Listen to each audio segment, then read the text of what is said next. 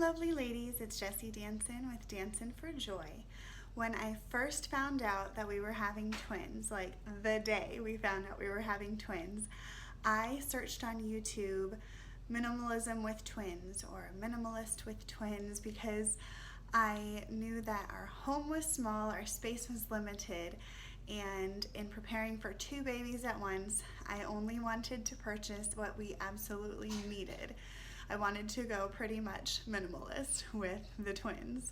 So I honestly did not find much, if anything, about minimalism with twins. So I brought into that search to minimalism with babies, and my search really didn't come up with much. I was surprised with as popular as minimalism is on YouTube right now. So I approached my research differently. I watched probably dozens of must-have videos for baby things from different moms who were expecting or have already had children. And of course I had my own list of what I thought were must-haves, but especially the must-have lists from twin moms let me see a pattern of the things that they said over and over were must-haves for them.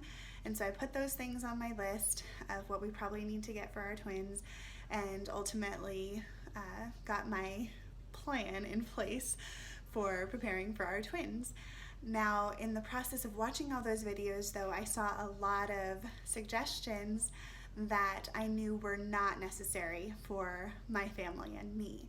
After having 3 children already, I've discovered what we've actually used and what we haven't. So I made a short list of things that I don't need to buy for my upcoming twins. I already know we can live without, and I wanted to share them with you in case you also are looking to minimize all the baby stuff. The first thing is a white noise maker.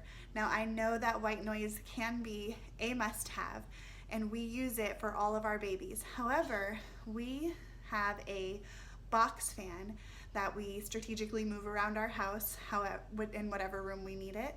And we've always just put our babies next to a fan, whether it's the box fan or a ceiling fan that's really loud. We'll have them sleep near that noise from that fan.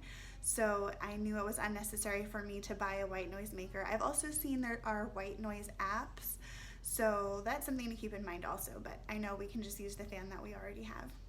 Second is a changing table. Again, for some people that is a must-have.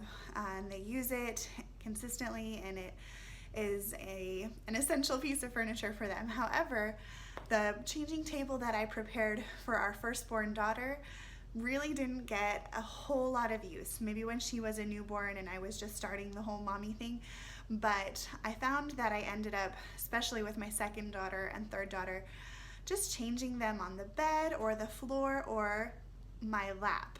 When I was in college, I saw a mom of many changing her babies on her lap, and I was like, "You're super mom, what in the world?" She just said it made it so much more convenient.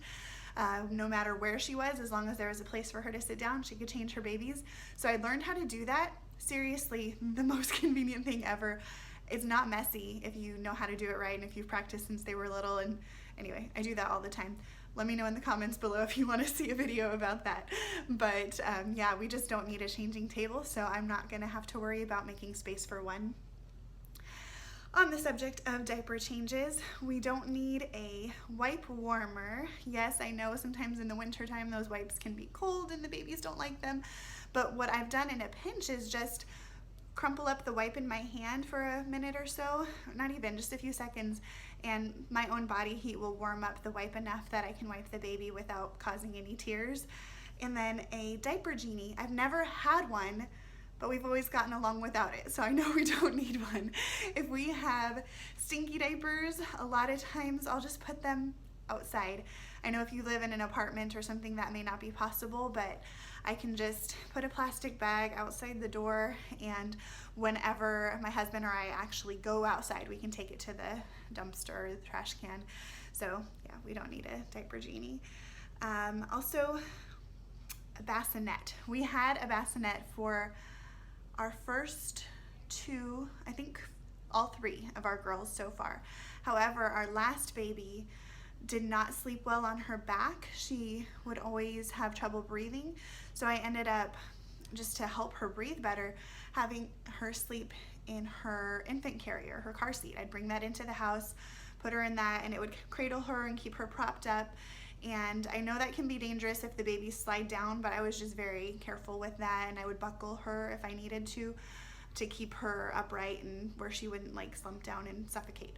So she breathed much better that way, and she ended up sleeping in her infant carrier for the first several months of her life. And I would just put it next to my bed, and she was right there, and it was perfect. So I thought, with this upcoming baby, I'm not even gonna worry about, babies. I'm not gonna worry about a space consuming bassinet. I sold our bassinet, and I was planning to just have the baby sleep in the baby carrier. A lot of twin moms said, though, that they used rock and plays for their twins to sleep in, because it did the same thing. It kept the babies slightly inclined and gave them that feeling of being like cradled. So we're actually hoping to get a couple rock and plays, because those will be multi-use around the house, and that'll be like their little bed. So anyway, yeah, no bassinet for us. Baby specific bath products. Since we already use natural products and gentle products for shampoo, conditioner, soap, I don't really see any need for us to purchase baby shampoo or baby soap, because everything we use is already very mild and natural and gentle. So that's one less expense for us. Also, a baby bathtub. We had one for our first couple babies, and then I realized I usually just gave them sponge baths with washcloths, or in the sink if needed. I could bathe them, and I was tired of our baby bathtub taking up space, so I sold that as well, and I'm not planning to buy another one for the twins. Baby washcloths and hooded towels. Again, these are things that some people swear by, they love, they use, but again, I just got tired of all these baby specific products in our family space taking up space, when I could use a regular washcloth or a regular towel. Or if you do want something softer than a terry cloth for your baby's skin, I've actually used our muslin swaddle blankets that we had for swaddling our babies as towels. Since they're cotton and they're so absorbent, they remind me of Turkish towels, and they've worked wonderfully. So I've just been using those as baby towels, and I intend to do that with the twins also. So that's just a short list. As I come up with more things that I realize we don't need for our babies, I may do another one of these videos. If you have any other suggestions of things that you don't really need that are baby specific, you please leave them in the comments below. And I look forward to doing more videos in this series of minimalism with twins. I'll talk to you ladies later. Bye.